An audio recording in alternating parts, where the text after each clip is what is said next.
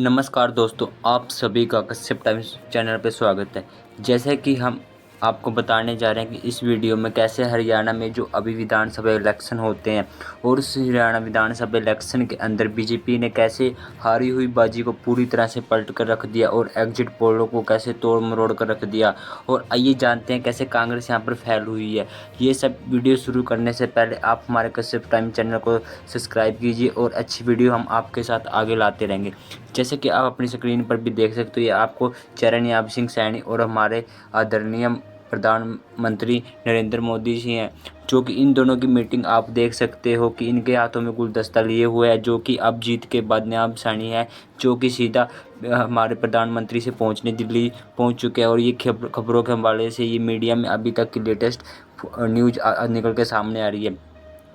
और जो हरियाणा में अभी विधानसभा इलेक्शन हुए हैं और उसके जो रिजल्ट सामने आए हैं, उसके रिजल्ट आप अपनी स्क्रीन पर भी देख सकते हो। बीजेपी को अब तक 48 जो कि सीटें यहाँ से प्राप्त होती हैं, और दूसरी तरफ कांग्रेस को देखा जाए तो कांग्रेस को जो आंकड़ा लगाया जा रहा था 60+, वो सिर्फ 37 ही सीट हासिल कर पाती है। और दूसरी तरफ जो INLD है, यानी कि जो पार्टी रही है, उसको सिर्फ 2 ही सीट मिलती है। और जो 3 विधायक हैं, जो कि ऐसे 3 हैं जो निर्दलीय लड़ते हैं, इसमें से एक निर्दलीय पे भी हम डिस्कस करने जा रहे हैं, क्योंकि ये निर्दलीय विधायक हैं जो भी पूरे फैक्ट से भरे हुए हैं। ये हरियाणा का जो अब की बार का ये इलेक्शन रहा, इस इलेक्शन में पूरी तरह से एक के बाद एक अच्छे फैक्ट सामने निकल के आ रहे हैं। देखिए, सबसे पहले तो हम हरियाणा का आपको मैप बता देते हैं। देखिए, हरियाणा का मैप कुछ आपको अपनी स्क्रीन पर भी देख सकते, कुछ इस तरह का दिखाई देता है।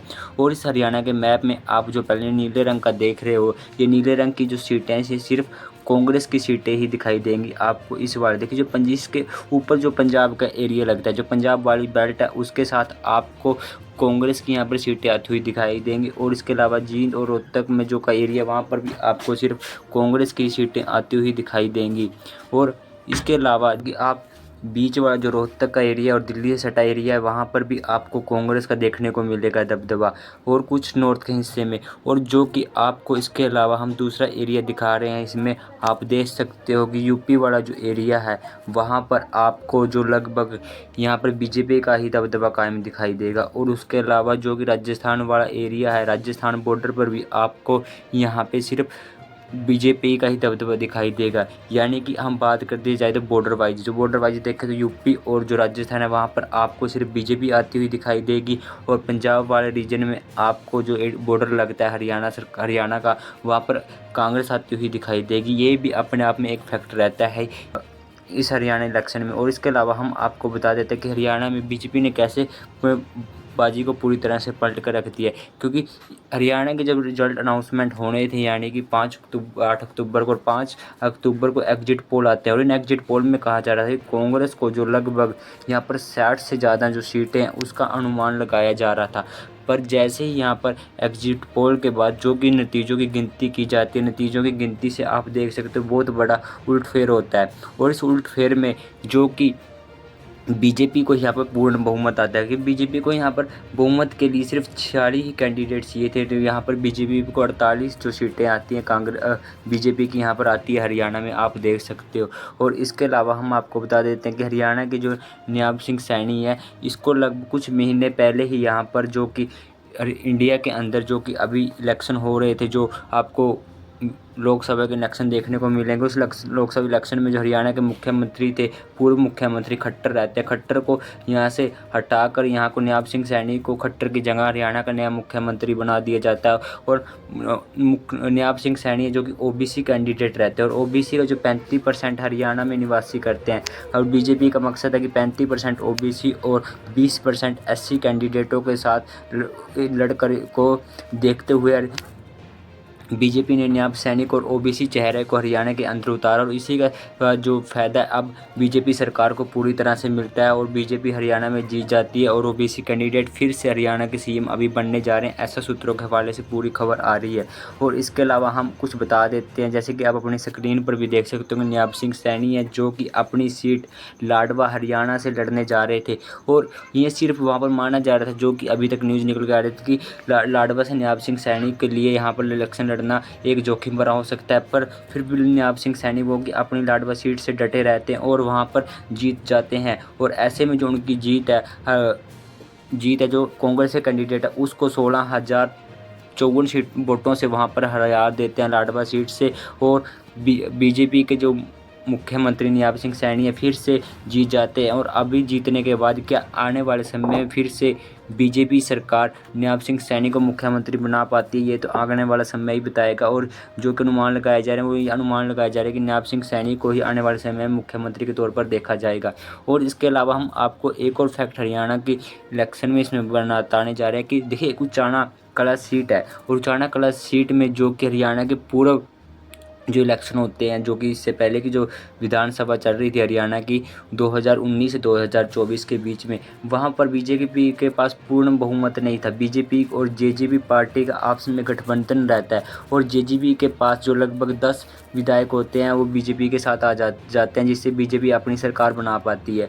और अब की बार जो कि जेजेपी पार्टी जो 6 महीने पहले ही बीजेपी से अलग हो गई थी, जो कि सीटों का बंटवारा के चलते, और जेजेपी पार्टी आती है और वो चाहती थी कि हम इलेक्शन यहाँ से लड़ते हैं अलग, पूरे हरियाणा में अपने पूरे कैंडिडेटों को उतारते हैं। जेजेपी लगभग 90 के 90 कैंडिडेटों के आसपास, पर जेजेपी यहाँ पर हार जाती है। और जेजेपी का अभी तक एक भी खाता नहीं खुला, क्योंकि पिछले विधानसभा इलेक्शन में उसके पास 10 सीटें थी, जो कि 10 सीटों पर जेजेपी पार्टी जीत जाती है। पर जो जेजेपी पार्टी के जो और हरियाणा के पूर्व डिप्टी सीएम रह चुके हैं, डिप्टी सीएम भी यहाँ से हार जाते हैं। और आप जैसे कि अपनी स्क्रीन पर भी देख सकते हो कि डिप्टी सीएम जो हरियाणा के दुष्यंत सिंह चौटाला हैं, और दुष्यंत सिंह चौटाला यहाँ पर लगभग 41,000 वोटों से जो कि बीजेपी के कैंडिडेट हैं उनसे हार जाते हैं देवेंद्र सिंह। और देवेंद्र हैं जो कि सिर्फ ओनली 32 वोटों से ही जीत जाते हैं कांग्रेस के कैंडिडेट से। देखिए अपने आप में एक के बाद एक फैक्ट देखने को मिल रहा है, क्योंकि एक तरह जो दुष्यंत सिंह चौटाला हैं जो कि अपने यहाँ पर 41,000 वोटों से हार रहे हैं और एक भी सीट नहीं जीत पा रहे हैं जेजेपी के, जहाँ पर 10 सीटें जीते ही। और दूसरी तरफ जो बीजेपी के विधायक हैं यहाँ पर देवेंद्र सिंह, जो लगभग सिर्फ 32 वोटों से यहाँ पर जीत जाना एक अपने आप में फैक्ट है। और इस सीट पर उचाना कला की जो सीट है यहाँ पर आपको 2 ऐसे फैक्ट यहाँ पर देखने को मिल रहे हैं। और इसके अलावा एक और फैक्ट हम आपके सामने रख देना चाहते हैं, जैसा कि आप अपनी स्क्रीन पर देख सकते हैं कि जैसे ये विनेश फोगाट को आप जानते होंगे, पूरा इंडिया भी इसको विनेश फोगाट को जानता है। कैसे विनेश फोगाट ने पर इंडिया के लिए गोल्ड मेडल जीता था, क्योंकि विनेश फोगाट ने 3 बार कॉमनवेल्थ गेम होती है वहाँ पर गोल्ड मेडल लेके आती है 3 बार। और जो अब पेरिस ओलंपिक होते हैं, पेरिस ओलंपिक के अंदर विनेश फोगाट को जो कि फाइनल में सिर्फ 100 ग्राम वेट के कारण बाहर कर दिया था। विनेश फोगाट ने 100 ग्राम वेट को कम करने के लिए अपने हेयर को वहाँ पर कटवाया था, और उसके अलावा जो अपना ब्लड है उसको भी डोनेट कर दिया, ताकि उसका जो खून है वो कम हो जाए और उससे वेट भी थोड़ा कम हो जाए। और उसके अलावा विनेश फोगाट पूरी तरह से डाइट को प्रॉपर करती हैं, पर डाइट इतने चीज़ें करने के बाद, इतना हार्ड वर्क करने के बाद विनेश फोगाट है जो कि पेरिस ओलंपिक से डिस्क्वालीफाई कर जाती हैं सिर्फ 100 ग्राम के वेट के कारण। और जो कि आपको जानते होंगे विनेश फोगाट अपना सरकार कांग्रेस कर रही थी और हरियाणा की तरफ से उनको एक सीट दी जाती है, और इस सीट पर विनेश फोगाट अभी के लिए जीत जाती है। और यह विनेश फोगाट के लिए भी अच्छी बात है, क्योंकि वो इंडिया के लिए सिर्फ 100 ग्राम वेट से कारण वो इंडिया के लिए गोल्ड मेडल ना ला पाई और फाइनल से उनको डिस्क्वालीफाई कर दिया था। पर इसके अलावा हम आपको एक और बताने जा रहे हैं कि एक और फैक्ट जो देखने को मिलेगा हरियाणा में। देखिए हरियाणा में जो आप अपनी स्क्रीन पर देख रहे हो, हिसार की सीट से सावित्री जिंदल, देखिए सावित्री जिंदल है जो कि हरियाणा की एक पूरे भारत की अमीर महिलाओं में गिनी जाती है सावित्री जिंदल। क्योंकि सावित्री जिंदल का भी आपको एक के बाद एक प्रोडक्ट देखने को मिलेंगे इंडिया के अंदर स्टील वगैरह के। और ये आपको जो दिखाई दे रहे हैं स्क्रीन पर, ये नवील जिंदल है। और नवील जिंदल जी है जो कि एक अभी के लिए एमपी हैं, जो कि कुरुक्षेत्र की जो लोकसभा सीट है, कुरुक्षेत्र की लोकसभा सीट से नवील जिंदल हैं जो कि बीजेपी के एक एमपी हैं।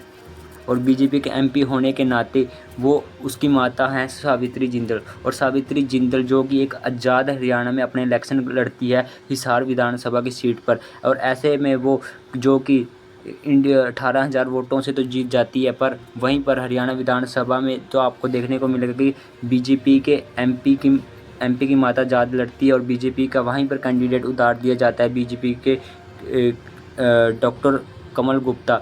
और ऐसे में सावित्री जिंदल का जीत जाना और यहाँ पर बीजेपी के खिलाफ खड़े होना, ये भी अपने आप में एक फैक्ट है। इन्हीं फैक्टों के चलते हुए हरियाणा के जो इलेक्शन है अपने आप में एक गर्म मुद्दा भी बने हुए हैं, और यहाँ से एक के बाद एक नए आपको फैक्ट देखने को मिल रहे हैं। बीजेपी यहाँ तो जीत चुकी है और उसको 46 ही यहाँ पर सिर्फ एमएलए चाहिए थे जो कि अपना पूर्ण बहुमत साबित करने के लिए, पर उसके पास 2 अभी के लिए एक्स्ट्रा हो चुके हैं। और ऐसे में बीजेपी को अब डरने की कोई बात नहीं और बीजेपी के पास पूर्ण बहुमत हासिल हो चुका है।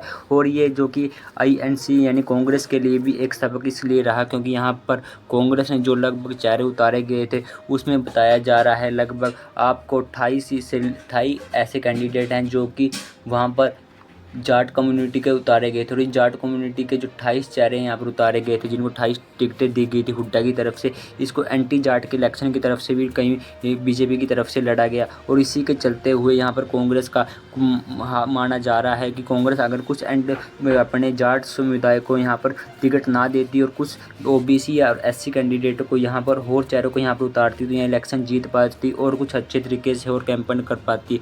यही कारण था कि बीजेपी यहाँ से जीत जाती है और हरियाणा में कांग्रेस सरकार है वो हार जाती है। और हमें अपना कीमती समय देने के लिए धन्यवाद।